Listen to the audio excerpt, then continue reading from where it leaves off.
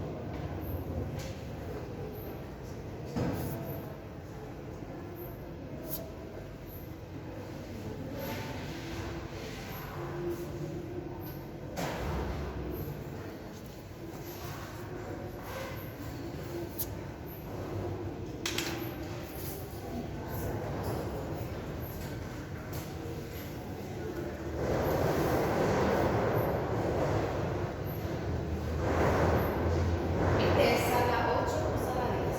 8. 8.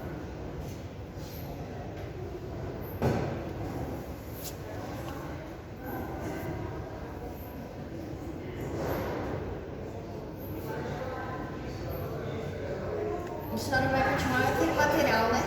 Sí, traje ahora uno que es en PDF. Yo le había pasado el material completo, ¿verdad? Aham. Sí, vamos a hacer ahora. Quiero dar el mismo también.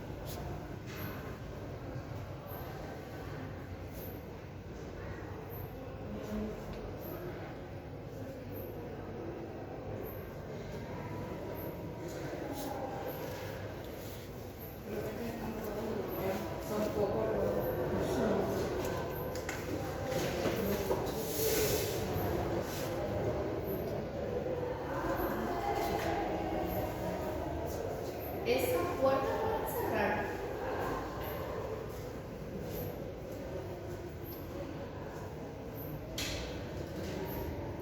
Aline, Ela tá chegando, doutora. Andresa, ¿no? Es Carmen, Presente.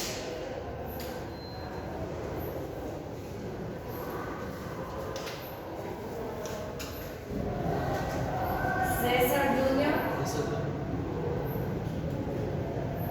Cristian amarilla. Giovanni Franco. Giovanna Ferreira. Marcelo. Monique. Presente. Calma. Núbia. Verônica. Victoria. Presente.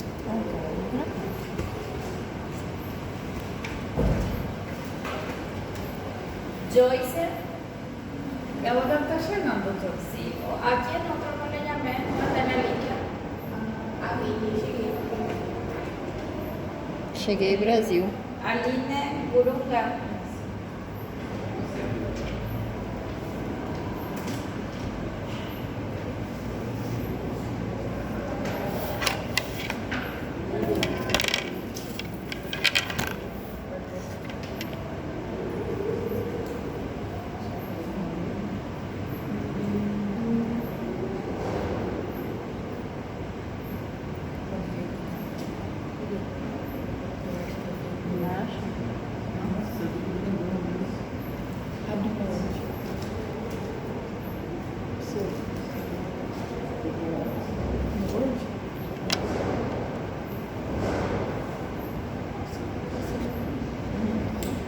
Como assim você abre um Word?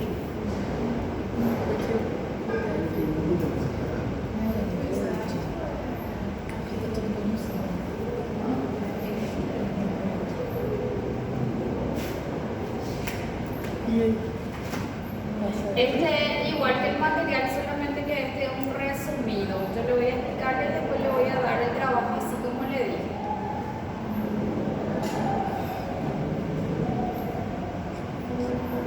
Lo que están en el fondo no es el mismo, van a escuchar desde ahí. ¿Van a escuchar? Bueno, como saben, es bioética nuestra materia, ¿verdad? Y sabemos que acá lo que nosotros vamos a estudiar es cierto tipo de comportamiento, como uno como profesional tiene que portarse, ¿verdad? Y lo que se refiere también a la deontología, que va a tener ciertos criterios y reglas a seguir dentro de la profesión. La bioética, ya saben, acá está nomás más resumido. La bioética es el estudio sistemático de la conducta humana en el ámbito de la ciencia de la vida y el cuidado de la salud. ¿Por qué dice que es sistematizado? Porque esto va mejorando cada día. No es que yo tengo hoy un sistema y con eso yo me voy hasta morirme, sino que esto va evoluyendo.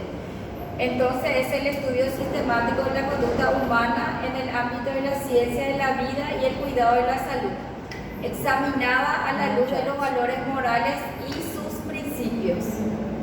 ¿Por qué se examinan los valores morales? Porque nosotros ya habíamos dicho que los valores normales nosotros ya traemos consigo mismos. Con la diferencia de la ética. La ética ya es el carácter que cada ser humano va imponiéndose cada día. Y la moral, lo que nosotros ya traemos, lo que adquirimos dentro de una familia, dentro de una sociedad. Entonces, una ética fundada sobre la razón y sobre el valor objetivo de la vida y de la persona. La ética debe señalar el ideal de los valores a la que el hombre debe dirigir sus pasos.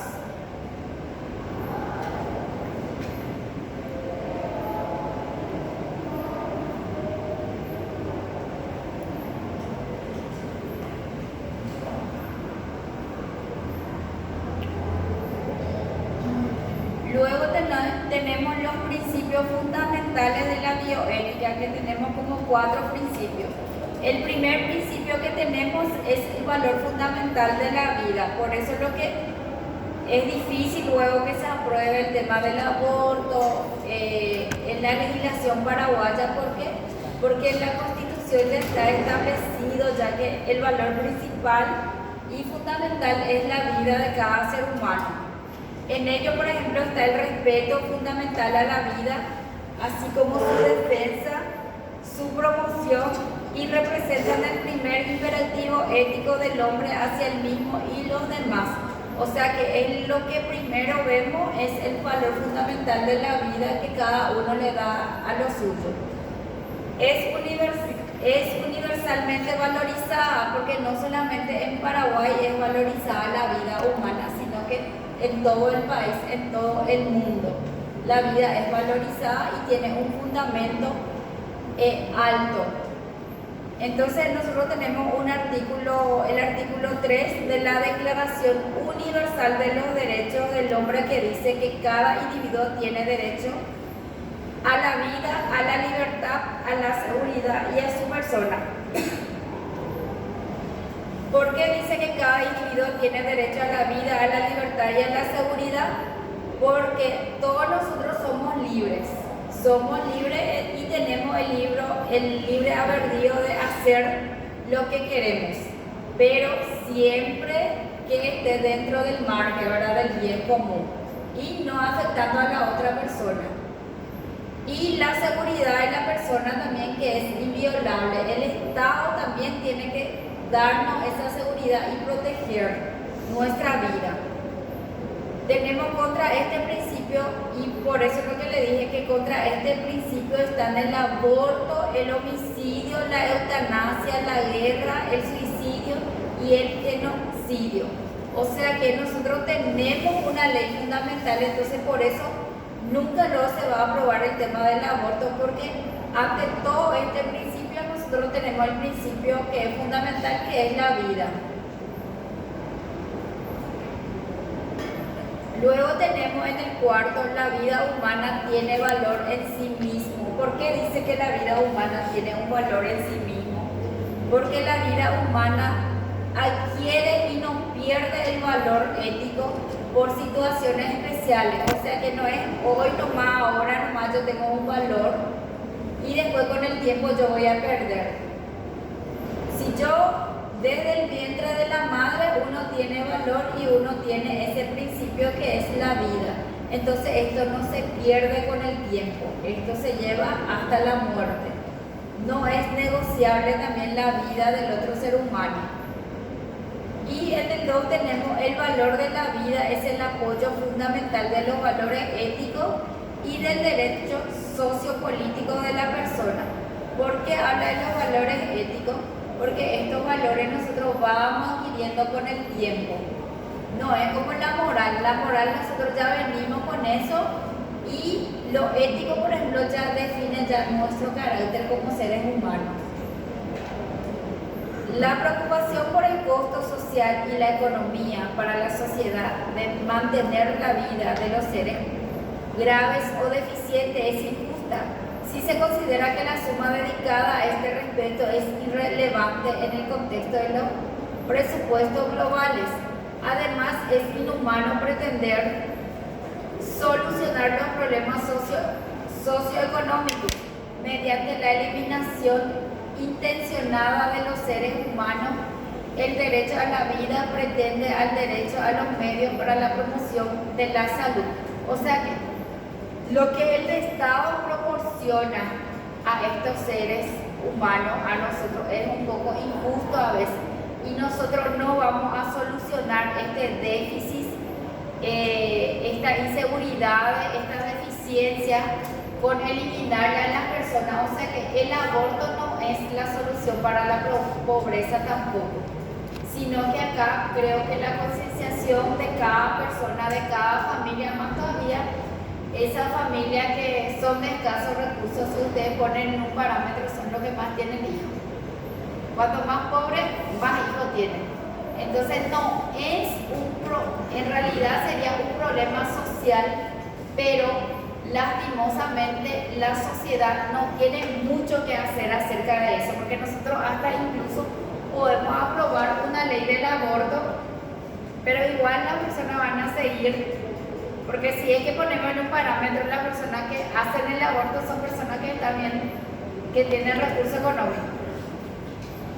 Porque el pobre sigue teniendo hijos, sigue así avanzando, sabiendo que nosotros tenemos los ministerios públicos, ¿verdad?, que dan preservativos, anticonceptivos, gratis, pero ¿qué pasa? Ellos no usan. familia de escasos recursos porque no usa anticonceptivo y te ponen mil excusas porque es gorda, porque le quita esto, aquello. Entonces este es un trabajo en sociedad que se tiene que hacer para concientizarle también a ellos el tema de que atrae consigo, ¿verdad? Porque sabemos que los hijos son bendiciones, pero tampoco se puede abusar con eso. De ser una familia que cobra un salario mínimo y de tener 5 o 6 hijos.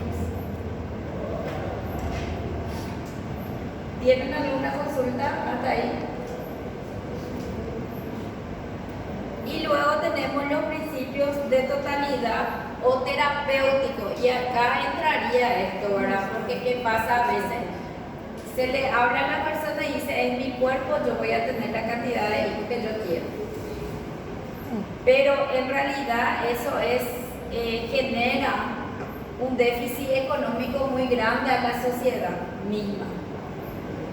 Entonces el cuerpo es el fundamento único por el cual y por medio del cual la persona se realiza y entra en el tiempo y en el espacio, se expresa y se manifiesta.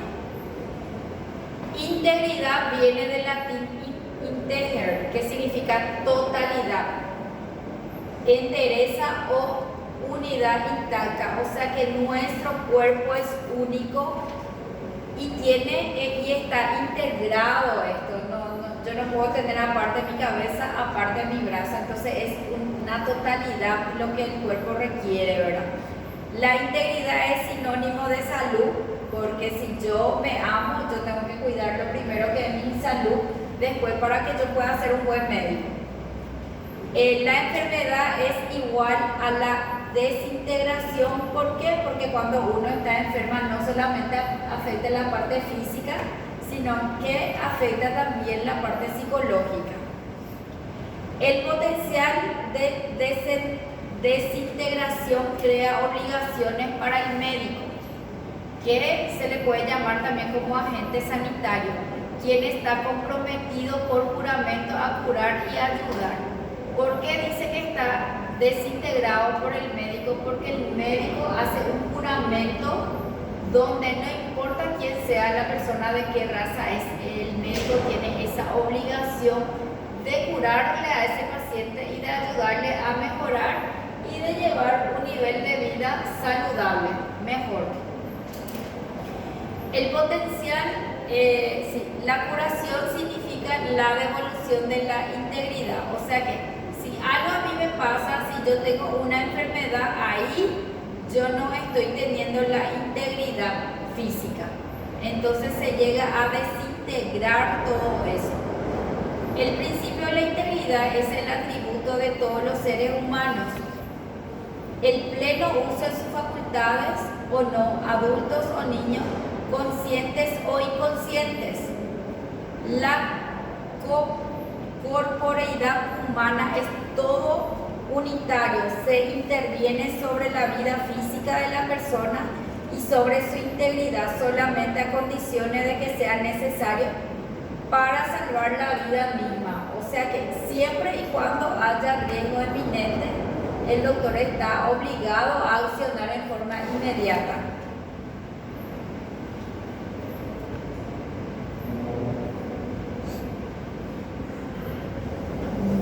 Luego tenemos el que es el principio de la libertad y la responsabilidad, que es la autonomía que tiene el médico. Antiguamente el médico era el único que daba opiniones, el único que omitía o hacía caso omiso. Más que el médico ahora tenga esa responsabilidad, esa autonomía, el médico nomás no puede tomar decisiones propias. ¿Por qué? Porque el médico ya trabaja en conjunto ya. O sea que no es más solamente el médico tiene un plantel y hasta a través de ese plantel tiene que resolver qué tipo de procedimiento realizarle a algún paciente y también, sobre todas las cosas, hablar a los familiares. La autonomía ha cambiado en el centro de la toma de decisiones del médico al paciente y reorientado la relación del médico con el paciente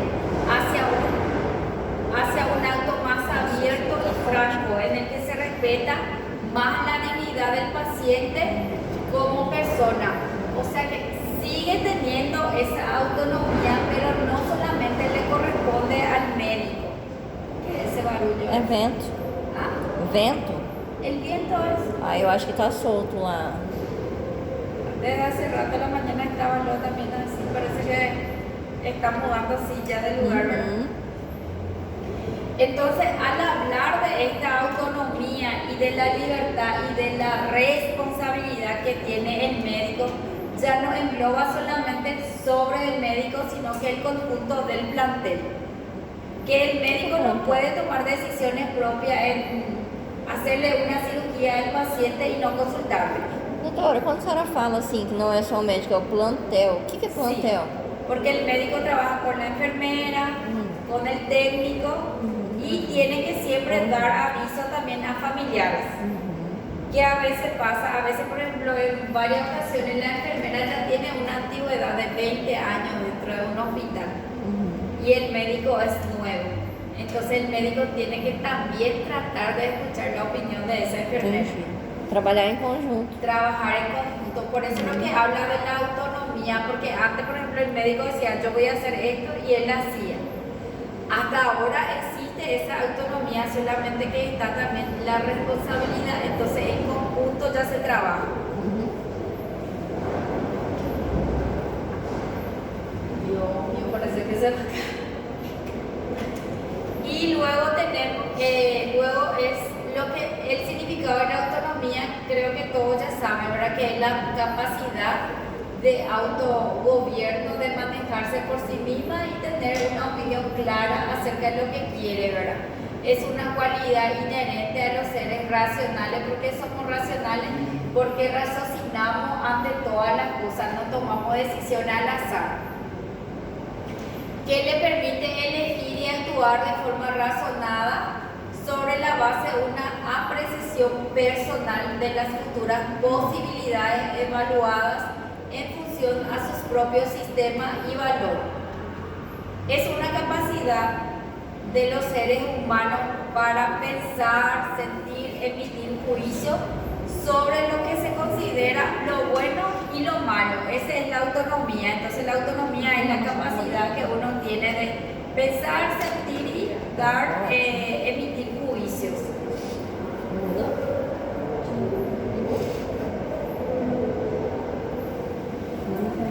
Luego tenemos el principio de la libertad y la responsabilidad. Uno debe estar exento de coerción y engaño. ¿Por qué dice de coerción? Porque yo no puedo obligarle a alguien a hacer o mentirle y engañarle para que tenga mi misma opinión. Ignorar, menospreciar, ridicularizar los valores del paciente es agredir su propia humanidad. La libertad no se separa de la responsabilidad. En medicina, el principio de libertad implica el consentimiento informado y la no coerción de los tratamientos. ¿Por qué habla de la libertad de consentimiento? Porque ustedes saben que ustedes no pueden engañarle a un paciente. Por ejemplo, ustedes le van a decirle al paciente que se le va a hacer un tratamiento nomás para que ya no... para que en 6 meses vuelva a tener hijos, por ejemplo, un tratamiento. Ahí ustedes le están engañando al paciente y sin embargo ustedes le hacen un tipo de procedimiento para que nunca más tenga hijos. Entonces ahí el paciente le puede denunciar a ustedes porque ustedes le hicieron ese tratamiento bajo engaño. Entonces siempre cuando van a hacer algún tipo de procedimiento, medicamento, ustedes primero tienen que informarle al paciente qué tipo de procedimiento se le va a realizar y siempre documentarse principalmente.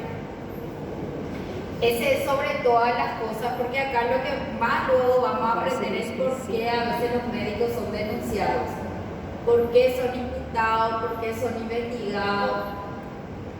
Entonces ese es el primer lugar, luego es siempre hacer sobre y a base del consentimiento del paciente. Obvio que va a existir casos, por ejemplo, que el paciente va a llegar en un estado crítico, ahí ustedes son obligados en hacer para salvar la vida, pero siempre tienen que dejar bajo alta que el paciente paciente llegó y estaba en un estado crítico, que llegó sin familiares, o que a veces se le explica a los familiares y el familiar se recusa a dar el ok, pero cuando saben que la vida humana está en riesgo, igual ustedes tienen que proceder lo que responda siempre para salvar la vida del ser humano.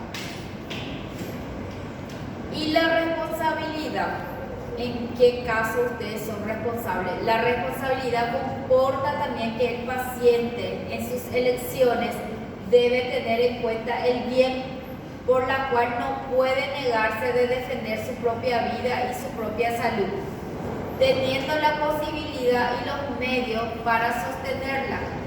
La conciencia del médico no puede ser violentada por el paciente, ejemplo, aborto, barbitúricos, ni del paciente por el médico, ejemplo, esterilización.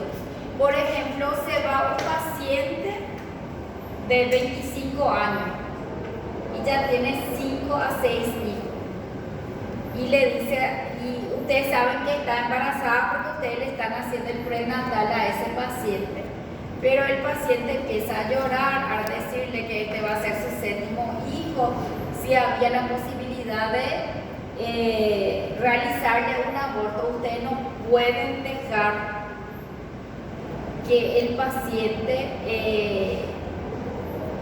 llegue y entre en la mente de ustedes para que ustedes cambien de parecer, porque el aborto es ilegal y no se va a legalizar luego. ¿El cómo se llama? Não sei, doutor. O rapaz que saiu ali. ¿No saben su nombre? É, eu acho que é isso. Sí, porque no me dijo nada y no le voy a ponerle asistencia. Marcelo, ¿verdad?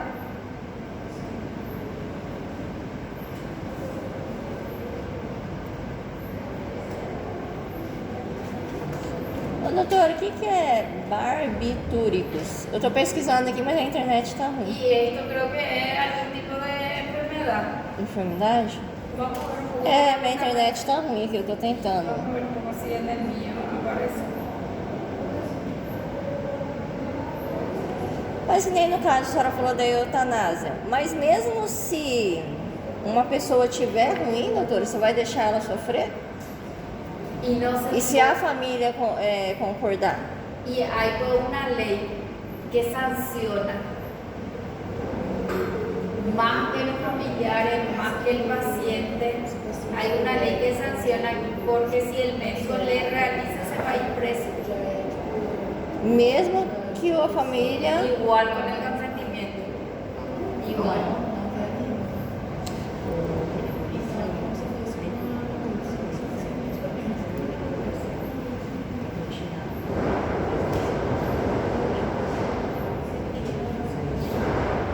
Pero será que eso va a ser el bien. Darse muy fuerte al viento.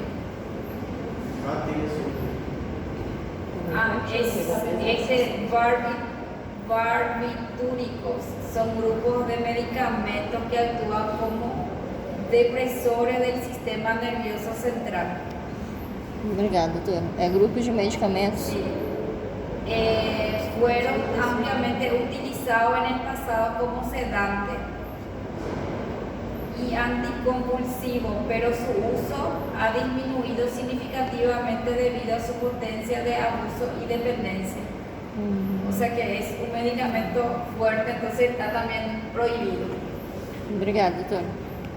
Por eso es lo que la eutanasia está totalmente prohibido y es penalizado, tiene sanciones. Entonces, más que usted alegue que los familiares, y en el caso del aborto también, ¿verdad? Que la mayoría de las veces se realiza, sí se realiza, pero se realiza en forma clandestina. Se o paciente quiser eutanásia também não pode? No, no puede. No puede porque está legalizado. Entonces, si vos le realizás al paciente, es lo mismo que vos cometas un homicidio. Porque se va a ir por esa pena de, creo que de 15 a 30 años, que es la pena. Entonces, no hay luego cómo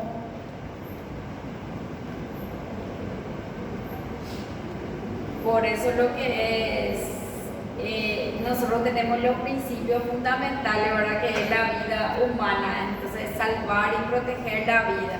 Entonces si nosotros se aprueba, supongamos nomás que se aprueba el tema del aborto, van a chocarlo porque tenemos la Constitución Nacional que está encima de cualquier ley. Mas, doutor, isso aí a senhora está falando no Paraguai, né? En Paraguay. Ah, tá. Porque no Brasil parece, eu não tenho certeza ainda. Mas que quando é um caso de estupro, você pode fazer o aborto. En Paraguay también También. hay una ley, pero ¿qué pasa? En medicina el riesgo de que la persona, o sea, que el menor de edad que fue abusado, menor de edad yo digo, dice que el riesgo de vida es demasiado grande. Entonces por eso normalmente no se le realiza el aborto. Só que é autorizado até uma semana da idade gestacional. Sí. Passou da idade Ah, é, gestacional. corre risco a mãe e o bebê, né? Aí não pode mais. Por eso los menores de edad se les deja nomás ya que siga con su proceso de prenatal. Entendi. Hasta ahora, por ejemplo, yo no escuché todavía un caso donde se le haya realizado el aborto. No Brasil tem casos, doutora, de que realizou, né? E menor de idade. E menor de idade, vítimas de estupro. Né? Só que na maioria das vezes, não, é um protocolo que tem que ser autorizado por um juiz, por um todo, e infelizmente o sistema é falho, né? E aí o juiz demora muito tempo e quando sai a liberação já não tem mais a idade gestacional para fazer o aborto. Exactamente, hasta llegar ahí a veces la persona que fue abusada ya tiene 3 meses de gestación. Yo no sé hasta qué edad se le puede realizar porque ustedes más van a manejar eso. Entonces, hasta que, como decía, hasta que se declare, ya pasó la fecha. Pero de que hay una ley que ampara, ¿verdad? Que a los que fueron abusados, sí, que sufrieron algún tipo de abuso que puede, pero normalmente no es la persona que fue abusada el que quiere abortar. Si ustedes miran el índice del aborto, las personas que abortan son siempre la misma persona. La que tiene relaciones promiscuas, esas son las personas así que van a volver otra vez a realizar el aborto. Esse assunto de aborto é muito complicado de se conversar sobre. Porque se você for olhar por um lado igual o nosso, médico, tudo bem, nós somos a favor da vida. Sí. Né? Estamos estudando para não deixar ninguém morrer, é o principal. Só que se você for ver, a pessoa que vai fazer o aborto, ela vai fazer de forma clandestina. Se ela vai fazer o aborto, ela vai fazer o aborto de qualquer forma. E a diferença é, se é uma mulher negra, se é uma mulher de periferia, se é uma mulher baixa renda, ela vai fazer em condição de saúde. Agora, se é uma mulher com maior condição financeira, ela vai fazer em um lugar o quê? En una clínica. Em uma clínica clandestina, mas com não tanto risco como a outra que é mais pobre. Sí. Tá muito difícil isso. Solamente que la diferencia es si es que llegamos a poner en un parámetro entre salvar vida y realizar aborto. Nuestro gasto se va a ir mucho más para el aborto de que en salvar vida. Entonces el gasto público luego va a ser mucho más, su estándar va a ser mucho más alto en vez de que vos le mediques a ese paciente, a esa criatura que vino con gripe, en vez de conseguirle el medicamento, vos tenés que realizarle a la persona que tuvo relaciones sin cuidar. Porque en síntesis, el que va a acudir para hacer aborto no va a ser la persona que fue abusada. Va a ser la misma persona que ya hizo 1, 2, 3 veces, ya realizó el aborto. Eu vivia em Argentina e decidi chegar no Paraguai com as famílias viajar para cá. E achar a Argentina ela é legalizada. É algo que é algo muy reciente. Y nosotros estudiando medicina, los docentes, los profesores verificaban mucho sobre eso. Que la mayoría de las mujeres que iban a abortar en el hospital es exactamente ese problema que vos está explicando. Sí. Eram mulheres que tinham já 5, 6 abortos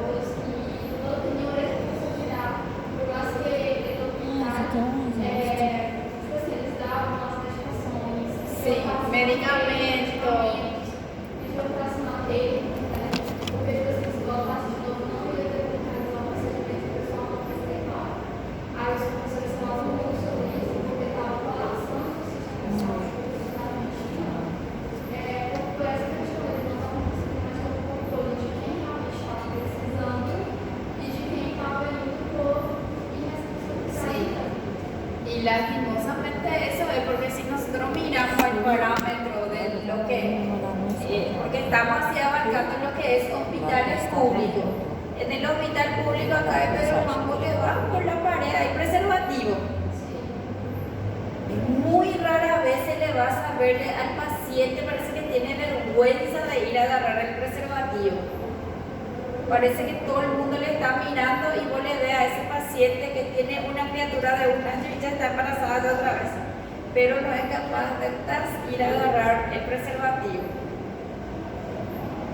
Es lo mismo que, porque yo enseño en otras facultades y yo me discuto luego defendiéndole a los brasileros siempre, en síntesis, por el tema del VIH.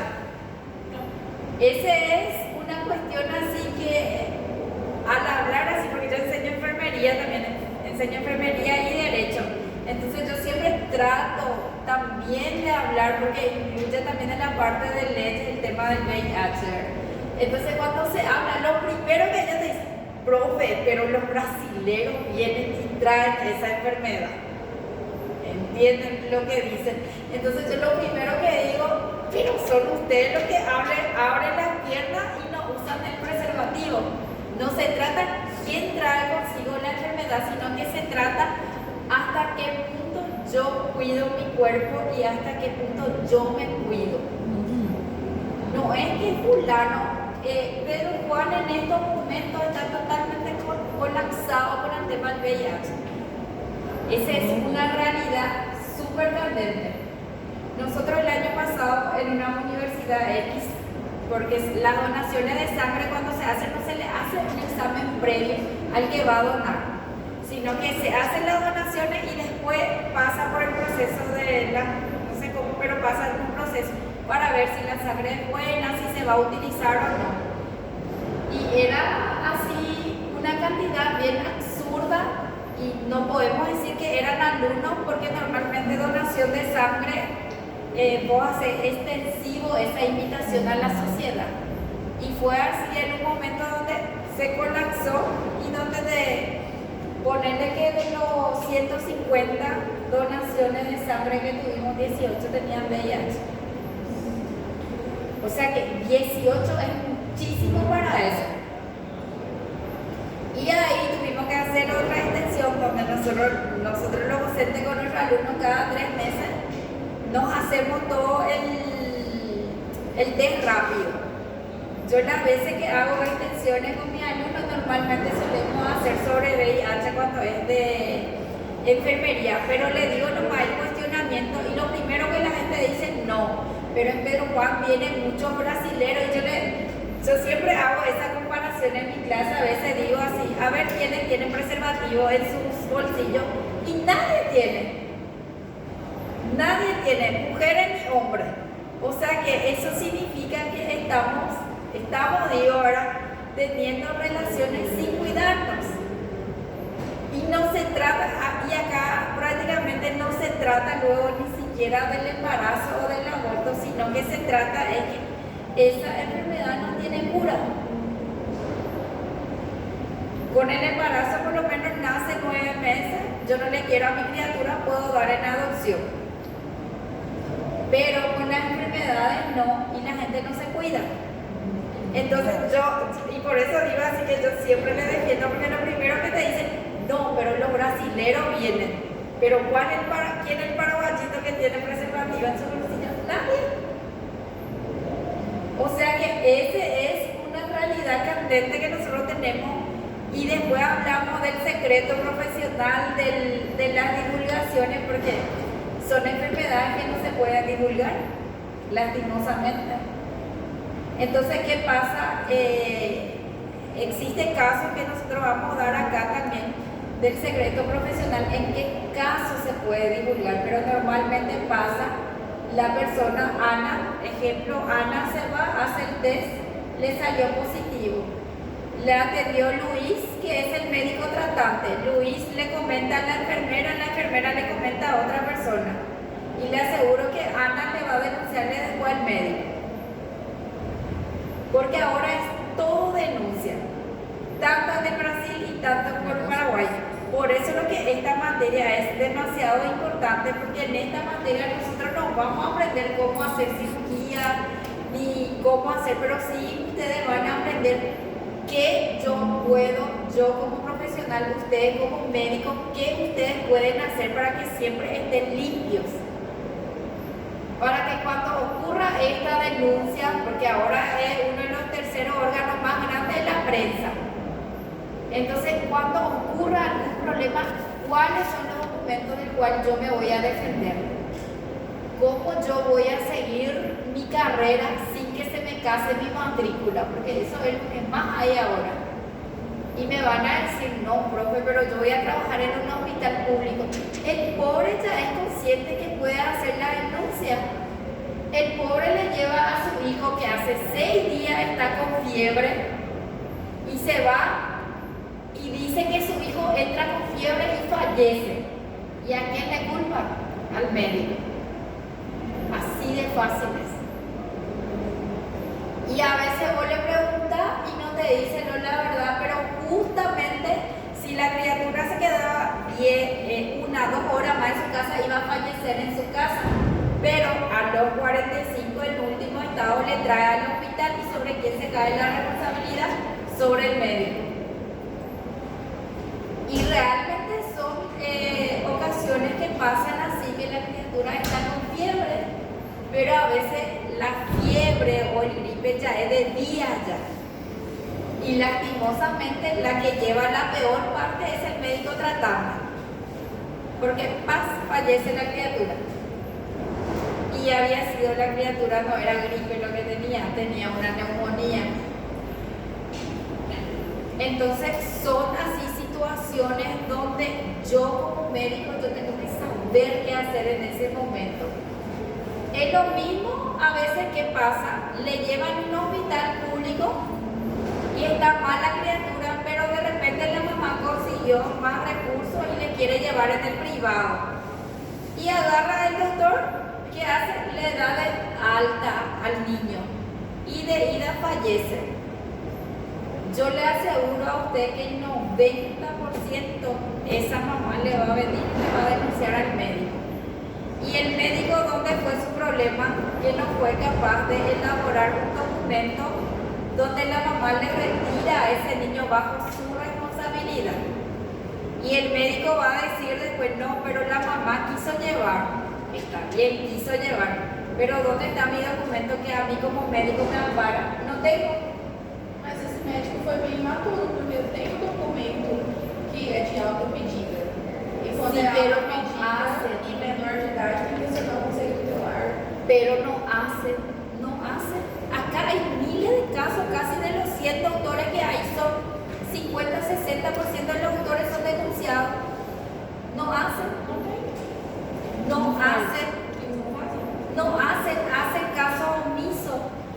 Llega una criatura, tiene algún tipo de secuelas, a veces realmente es porque se cayó, se machucó con la bicicleta, que el médico tiene que hacer automáticamente, informa al Ministerio Público. Ellos de oficio vienen, se asesoran, ¿cierto? Porque este oficio se hace después, se le hace el examen, no fue violación, tranquilo, se descartó. Pero imagínense si es violación, abuso. Y después el médico pone que fue alergia y le manda en su casa, después de 2 días fallece la criatura. Y en su diagnóstico médico aparece que estaba siendo abusado consecutivamente. Teve um caso no Brasil que o pai ele morava no Rio Grande do Sul, o pai ele é homossexual e ele estava na justiça querendo a guarda da filha. Só que aí estava sendo negado, tudo estava no processo, né? Sim. A filha estava com a mãe ainda. E a criança foi, depois que pediram os documentos, tudo, ela passou num posto de saúde 40 vezes. 40 veces. 40 vezes, tipo,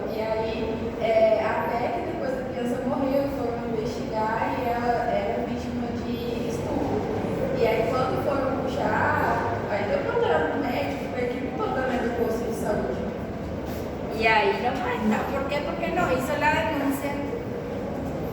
Por eso normalmente yo a veces le digo, luego cuando me dicen así mis amigas y eso, ay, mi hija tuvo alergia en sus partes genitales. Y yo le digo, mira, si vos llevas en la regional, automáticamente van a dar alerta.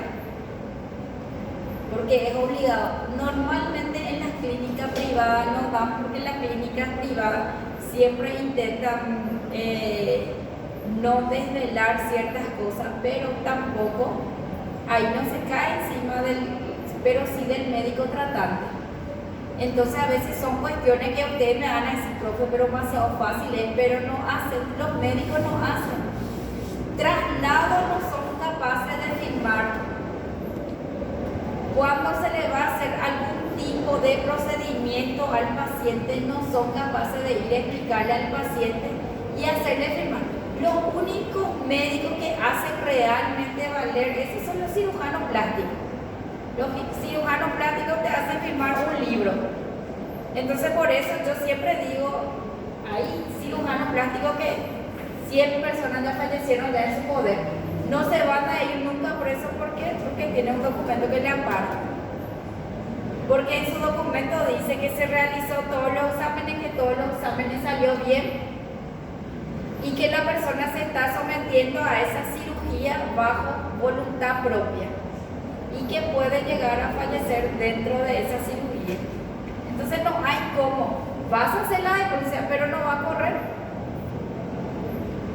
Entonces lo máximo en lo que la gente sale se va, habla en la prensa, pero la prensa pues no le perjudica en el sentido económico ni no le da sanciones a la persona. No hay, o sea que la prensa lo que hace es normalmente ensucia tu imagen por una semana, porque eso pasa más o menos una semana, después ya se olvida, ya viene otra noticia más grande. Entonces son cosas simples, pero nadie es capaz de hacer. Porque te ponen miles de excusas, que no hay tiempo, que todo. Menos en hacer valer. Y después vienen las consecuencias. Como yo digo, cuando ustedes empiecen a trabajar en la profesión, ustedes luego, uno no tiene que atender menor de edad solo. Tiene que siempre pedir un acompañamiento. Porque la gente es letrado y es vivo ahora. Hubo ya casos acá en el hospital donde buenísimo médico, no me acuerdo quién era, pero según escuché así, era un muy buen médico. Entra la nena de 13 años a consultar con el médico y la mamá se va y hace denuncia que su hija fue manoseada por el médico. De ahí no sabemos si es cierto o no. Pero sí sabemos que el médico tuvo que negociar con esa mamá y pagar una buena indemnización. ¿Por qué? Porque su error fue que él no tuvo testigos que le defiendan. Y la nena, con el simple hecho por ser menor de edad, ya la ley le ampara. Entonces, son cuestiones así simples, pero son cuestiones así que uno tiene que cuidar.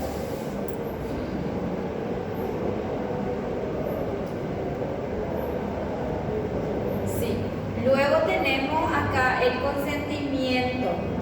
Nosotros tenemos dos tipos de consentimiento y el que da ese consentimiento es el paciente o familiar. Tenemos el implícito, que se considera incluido sin que esté expresado en términos precisos, o sea que acá no hay un documento que firmar. Llegó el paciente en forma de urgencia, se le tiene que someter a cirugía, se le dice, mira, esto. A veces se niega, pero sí se le tiene que realizar porque hay un riesgo inminente. Y el explícito, que expresa clara y determinadamente una cosa: merma, grave, experimentación, riesgo, cuando se le va a hacer algún trasplante o se le va a aplicar algún tipo de analgésico que deja sin conciencia a la persona. Esto también a veces ocurre mucho y que es un error también a veces del médico. El médico le pregunta si tiene algún tipo de alergia y la mayoría de las veces la persona no sabe si tiene o no alergia. no se le hace ni un examen previo, se le aplica, falleció la persona. ¿Bajo quién se queda la responsabilidad? Bajo el médico, porque la enfermera es la auxiliar más allá del médico. Más que la enfermera, la que se fue, le aplicó, la enfermera hizo bajo el consentimiento del médico. O sea que si algo pasa, no va a ser responsabilidad de la enfermera, es responsabilidad de ustedes. Porque las enfermeras son auxiliares nomás de ustedes son los médicos tratantes. Informado y completo, libre y representado. Dice que los impresos informativos deberían incluir información detallada sobre la naturaleza, riesgo, beneficio de la intervención propuesta. A los pacientes se les proporcionará una copia para que pueda discutirla con familia y amigos. Porque a veces, en muchas ocasiones, por ejemplo, el médico le lleva los documentos, ¿verdad? Que donde habíamos, creo que con ustedes ya lo habíamos mencionado, el tema de transfusión de sangre. Hay religiones que no permiten que se haga. Y ese sí o sí se tiene que hacer bajo escrito también. Pero, ¿qué pasa? Cuando hay riesgo. Y el riesgo sabemos que es cuando, si no se le hace, el paciente puede morir en la hora. Ahí el doctor puede hacerlo, pero tiene que hacer bajo documento. Em São Paulo, teve um caso de ontem que eu vi testemunhas de Jeová. Sim. Eles não aceitam. Ele não permite. E aí era uma bebê que estava na UTI e precisava de transfusão. E aí eles conseguiram, judicialmente. Os pais tinham se negado, mas judicialmente foi autorizado. Sí, ese porque no existió nomás todavía un riesgo, porque si va a haber así un riesgo, si no se le hace en la hora, el médico puede realizar, pero tiene que hacer constar en acta, por ejemplo, fecha 22 de agosto, siendo a las 15 horas. Comparecen los padres fulano, sultano de tal con número ese y donde se niega rotundamente en la realización de transfusión de sangre, pero la criatura tiene tal diagnóstico donde los médicos proceden a realizarlo. Ahí entonces el médico ya se respaldó ya. Pero si hace sin ese respaldo, no hay cómo. Porque sí, de que yo sé que Testimonio de Jehová dice que no permite. No sé por qué, pero no permite. Entonces, cuando es así, por eso es lo que todo tiene que documentarse. Es un papel nomás. No hay necesidad de un papel blanco con bolígrafo y la firma con 2 o 3 testigos y ese ya es suficiente ya para ustedes. Luego tenemos los principios de la socialidad. Este dice que cada ciudadano considera su vida y su salud y la de su semejante como un bien personal y social, promoviendo el bien común y promoviendo el bien de cada uno. Ejemplo, ecología, no propaganda de enfermedades contagiosas, donación de órganos, voluntariado, leyes sanitarias y adopciones. En este, por ejemplo, ya es considerado que nuestro bien, nuestra salud, es un bien personal y social, porque el Estado también tiene que proporcionarnos ciertos tipos de garantía. Ahora, por ejemplo, en la cédula del Paraguay ya aparece ya automático, en forma automática, que somos donadores de órganos, queriendo o no ya, porque se otorgó una ley, una nueva resolución, entonces automático aparece. Y luego dice que la persona no puede crecer sin la sociedad y esta no puede existir sin la persona. La primacía corresponde a la persona, es la persona el fin por el cual existe la sociedad. O sea que yo no puedo decir que yo voy a poder sola. Yo le necesito a la sociedad y la sociedad me necesita. Yo no puedo ser un médico solitario, ¿por qué? Porque yo, para ser médico, yo necesito paciente. E se eu me aíslo, eu não vou atender paciente. Doutor, mas o Estado tem que dar garantia do quê? No, y el Estado te tiene que dar la garantía de por ejemplo, de la no propaganda de esas enfermedades contagiosas, porque ahí está el secreto profesional, que si yo tengo VIH, soy yo con mi médico tratante. Que vai ficar. Si no se puede divulgar, Tá. no se puede divulgar. Ecología, porque el país, la ciudad, tiene que tener árboles, tiene que tener así un tipo de láser gratuito que se tiene que dar, hacer. Por ejemplo, una cancha o un lugar donde yo me vaya a andar de bicicleta. Então, porque da forma que a senhora fala que o Estado tem que dar garantia, é como se essa informação não fosse vazar. Mas o Estado não tem como te dar essa garantia que a informação vai ficar entre o médico e o paciente. Sí, pero acá, por ejemplo, lo que ellos ponen nomás es todo junto, ecología, y después dice no propaganda lo dice, no propaganda de enfermedades contagiosas.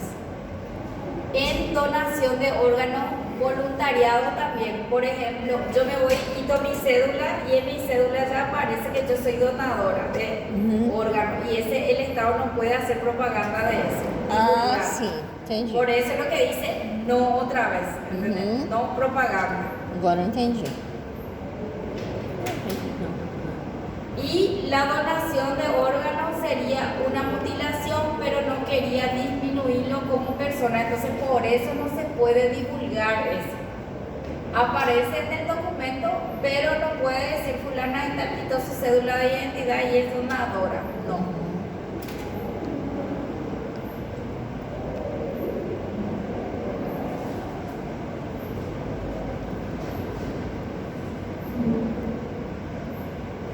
Sí, luego tenemos el principio de la beneficencia. Este, por ejemplo, es hacer el bien y promover el bien del paciente. Esto es lo que le va a beneficiar al paciente. Yo hago el bien y yo promuevo el bien siempre y cuando al paciente y no perjudicándole a tercera persona. Y los principios de justicia, ¿verdad? Que este garantiza la distribución justa, equitativa de los beneficios y los servicios de salud, se basa en la búsqueda del bien común y en la igualdad, se debe atender a todos por igual, las necesidades de los miembros más vulnerables de la sociedad tienen prioridad, respetar la vida, la integridad, la dignidad y los derechos de los pacientes y respetar los bienes de los colegas e instituciones. Nosotros, por ejemplo, el único que es gratuito es el hospital regional, pero en síntesis, no es que el Estado nos proporciona de forma gratuita. Todos nosotros pagamos, tributamos. Entonces, ¿qué pasa con ese tributo? Yo, por el hecho de estar sentada acá, yo estoy pagando por este asiento. Yo compro esta agua, yo estoy tributando por el agua. Entonces, lo que el Estado distribuye nomás otra vez un poquito de eso, lo que nosotros aportamos. O sea que en síntesis no es otra vez gratuito. Y IPS, que es una entidad privada, que se escucha mucho. IPS es, justamente ayer yo pasé por una situación porque yo hace 10 años pago IPS porque de nosotros se nos descuenta por ser docente IPS. Y IPS es una clínica privada. IPS es uno de los institutos más grandes que tiene muchísimo fuente económica que le paga otra vez al Estado. Y me voy yo para consultar y le digo a la enfermera que me atiende, le digo así quiénes eran los doctores que estaban de turno en urgencia. Y ella indignadísima conmigo y me dice ¿por qué? Súper se enojó. Y le digo porque yo estoy pagando mi seguro y yo tengo que elegir con quién quiero consultar. Súper se enojó luego. Ahí me pregunto otra vez por qué y le explico otra vez lo mismo. Y le digo yo ya tengo experiencia porque no todos los que tienen títulos son buenos médicos. Lastimosamente en Paraguay, IPS está casi lleno de médicos que ni siquiera asistieron clases, pero que entraron por política. El hospital regional tiene una cantidad inmensa también de eso. nunca hacemos. Entonces, eso es una realidad. Ahí agarra, ella me dice, ¿y cuál es tu síntoma? Y mi síntoma era dolor de garganta, fiebre, y me dice, pero tenés que pasar por consultorio. Ahí yo le digo a ella, pero yo quiero pasar por urgencia. Ahí me dice ella, pero con tus síntomas tiene que ser por consultorio. Y le digo, dame una resolución donde diga cuáles son los síntomas por el cual yo no podría pasar. Y no sabía qué decirme. Entonces yo estando en todo mi derecho, porque estoy pagando a una entidad, yo le denuncio a la enfermera en Asunción. De ahí yo no sé qué va a pasar, pero sí hice la denuncia. Mas a urgência não é febre? No, y urgencia vos te podés ir para mí que es con cualquier síntoma. Não, urgência pra gente é Sí, febre. pero ¿qué pasa? En urgencia está el rojo, el verde. Ah, sim. Sim, é classificação. Sí, clasificación. Y urgencia es vos te vas, te atiende rapidito sin hacerte exámenes, es diferente que una consulta. Pero sí hay de la espera y es así como en el Brasil, yo me voy con fiebre, dolor de garganta, yo puedo esperar hasta 4 horas parece. Sí. En Paraguay también. Pero le digo nomás, sí, yo no tuve intenciones de perjudicarla a ella, pero ella fue así, estúpida conmigo. A senhora nem foi consultada ou foi? No, después yo me voy y no había nadie por urgencia. Y sale y me dice la enfermera que todos ellos estaban en horario de almuerzo. Para empezarlo, si vos estás en urgencia, no puede haber un horario donde se le pueda dejar de atender al paciente. Ahí yo le digo, bueno, voy a esperar media hora, si no viene el doctor, yo ya iba a llamarle al director y todo, porque el director es muy conocido también porque enseña en la facultad.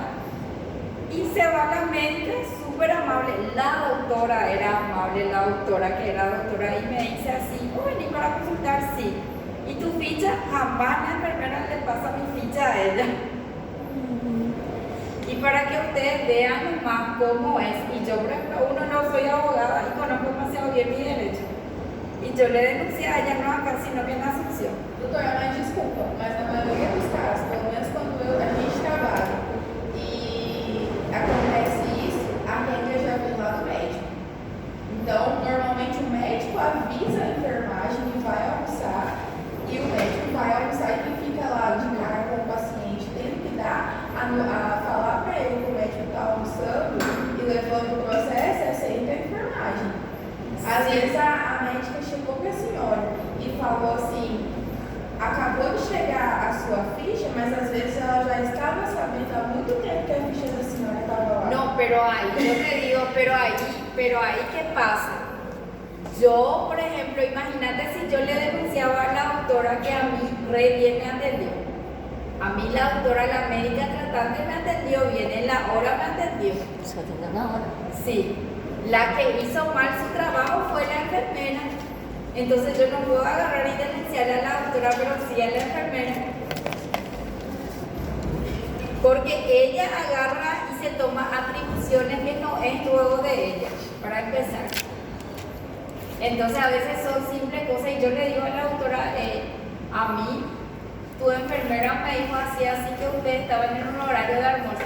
Pero te digo nomás, no es tan mal que uno salga a almorzar. Pero son 3 doctores que estaban en urgencia y los 3 no se pueden ir todos juntos. Imagínense si llegaba una persona más grave.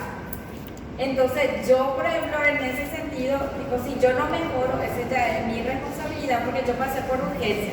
Yo no me fui a hacer una consulta. Entonces yo bajo mi responsabilidad me voy en urgencia, porque en urgencia cuando te va a consultar te dice esto es tu síntoma, pero tenés que pasar después con un especialista. Si yo no paso con un especialista, ese ya es mi problema. Pero si la doctora ya te deja todo establecido, ¿qué tenés que hacer?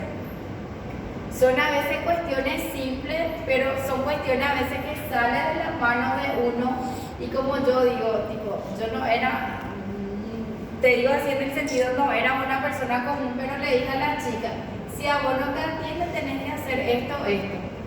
Porque nosotros no estábamos en un hospital público, sí estábamos en un instituto privado que es IPS. y donde a mí cuando se me descuenta, no me dice, ah no, este es mi horario de almuerzo, y es automático de nuestro sueldo, a veces ni se deposita y ya se descuenta. Entonces son cuestiones a veces que el médico lleva una culpa también y ni siquiera sabía lo que estaba pasando enfrente.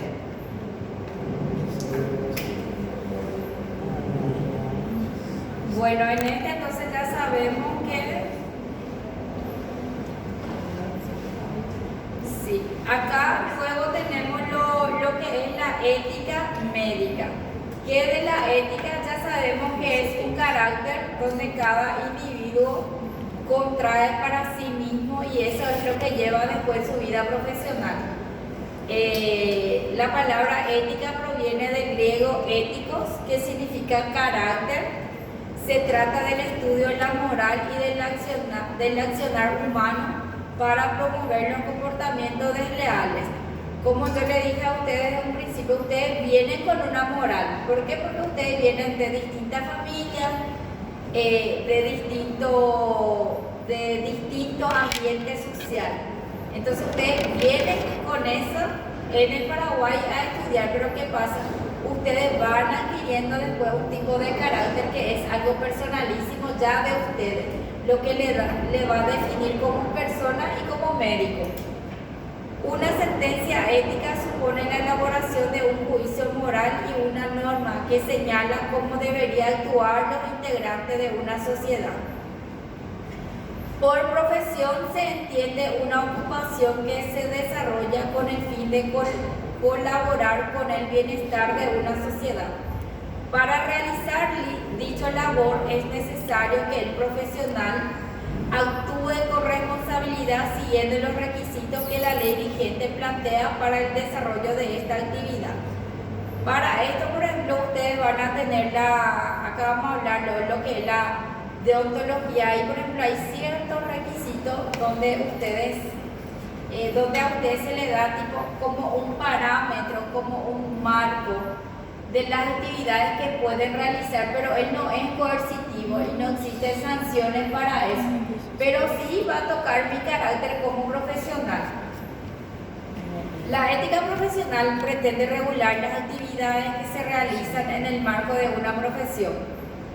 Cabe destacar que la ética a nivel general no es coactiva, no impone sanciones, o sea que en la ética no hay una sanción que se me impone, que si yo no hago esto, que yo me voy a ir presa o que se me va a cobrar una multa. Es lo mismo, ustedes tienen acá un marco de una actividad que si ustedes no aparecen en clase, simplemente la parte administrativa no le habilita a ustedes a rendir el último examen. Pero yo, por ejemplo, no puedo sancionarle a ustedes. Por ejemplo, si no asiste a mi clase, yo no le puedo multarle a usted o no le puedo mandar preso. Pero sí tienen un regulador de esa actividad que, en síntesis, si no asiste en clase, lo que no tienen es asistencia. La deontología forma parte de lo que se conoce como ética normativa y presenta una serie de principios y reglas de cumplimiento obligatorio.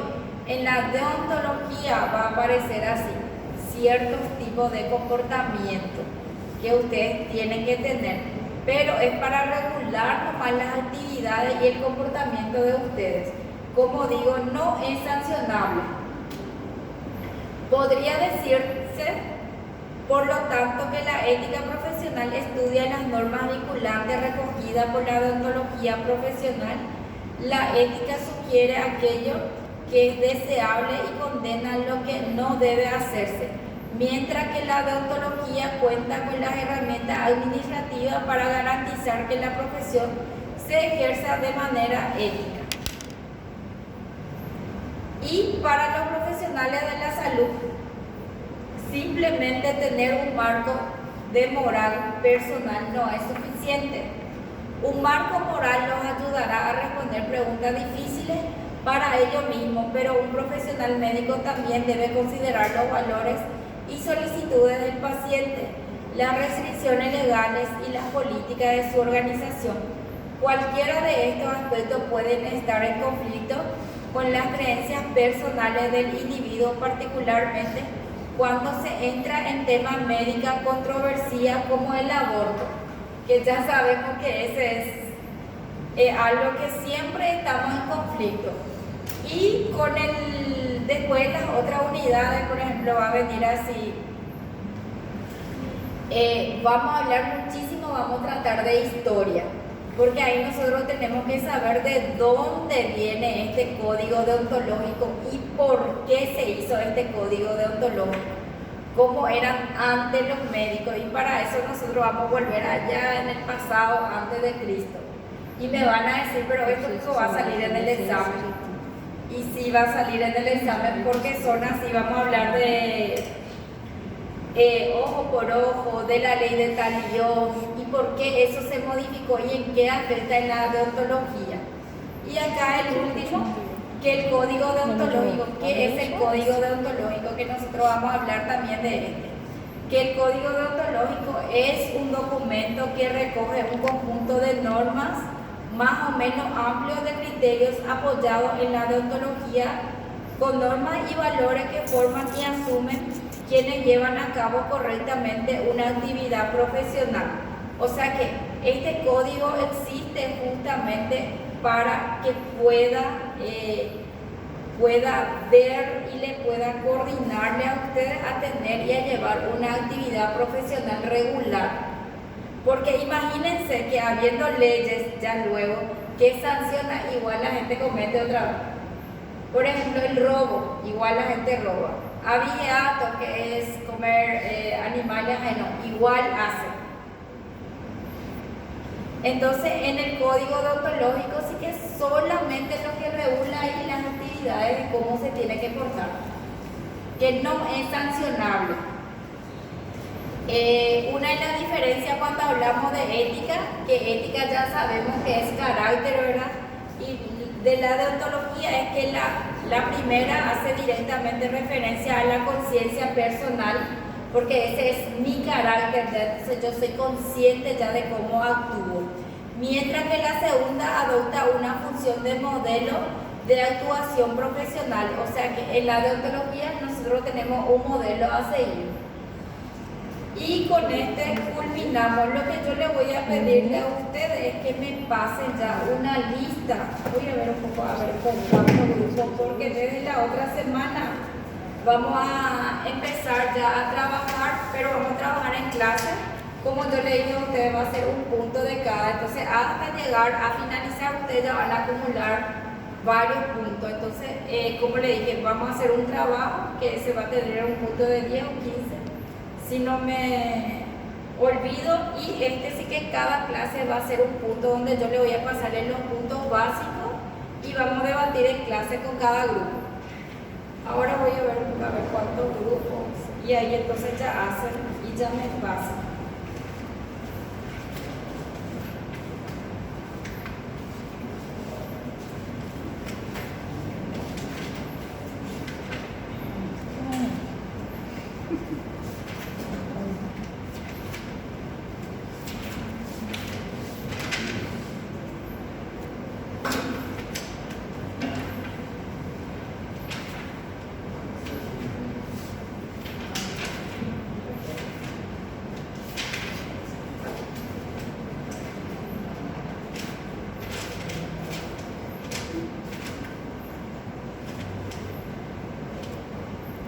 Sí, dos grupos lo que van a hacer. No importa cuántos integrantes, y me van a pasar así en una lista. En una hoja nomás, grupo 1 y grupo 2.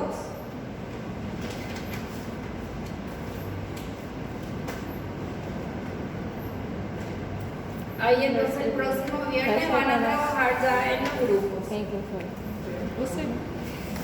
Não, tem aqui, ó. Pega esse aqui, ó. Você não passou? 26 créditos. Você foi escolhido, tipo.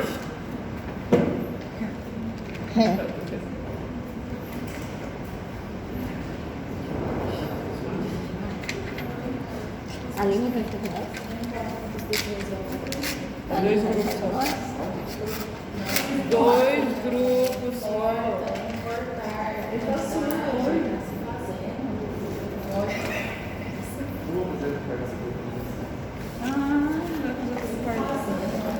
Você, Cristina.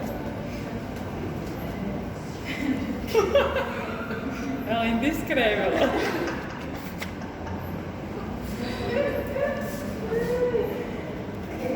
Tem seu nome inteiro? Tem. Não, só o sobrenome. Cristian Maria.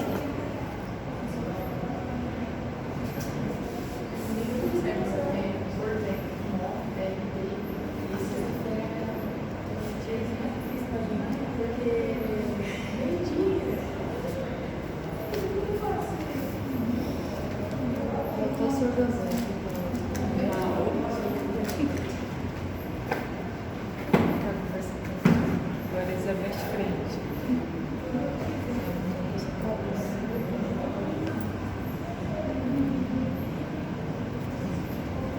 Hicieron su grupo. Ah, escrevendo.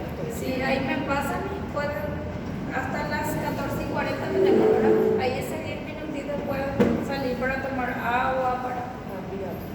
Obrigada, doutor.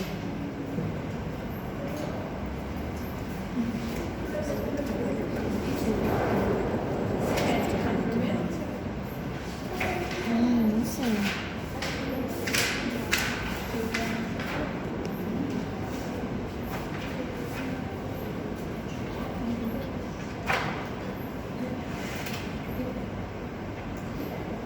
Fique. Tienen clases, todos están libres después. Ah, não tinha ficado. Clases hasta las 5. Até 4 Porque o nosso vezes. grupo já fechou. Enseguida. Quem sabe? Porque senão o outro grupo fica muito pouco. Joga pra jogar isso. En la misma hoja no me ponen grupo. A mesma folha, né? Sí. Quer que a gente anota aqui? Pode ser? Ela quer uma folha só. Faltou gente. Faltou gente, é só quem Pero quer passar. igual pueden poner, Ah. si ese es para la próxima clase. Coloca ela com a Vero, com a Nuvem e o César. E a Joyce, a irmã. A Tati faz também. Não, porque Solamente que si ellos no vienen, ellos no llevan su a contacto. Joyce também ela vai passar aí aqui. Tem, não?